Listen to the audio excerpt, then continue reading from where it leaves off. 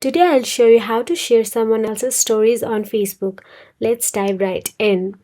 First thing, please open up your Facebook app on your mobile device. Once you are logged in, scroll through your newsfeed until you come across a story you want to share. Now tap on the story to view it in the full screen mode. Then please press on the three dots on the top right corner. There you can see copy link to share this story. Please press on it. Then it is copied to the clipboard. Now you can even share it to your post.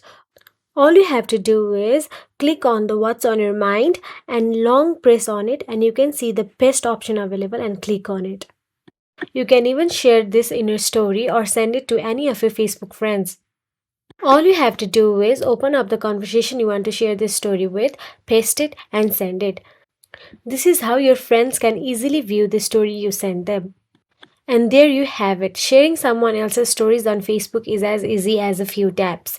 Thank you so much. If you found this tutorial helpful, please subscribe to our channel. Thank you.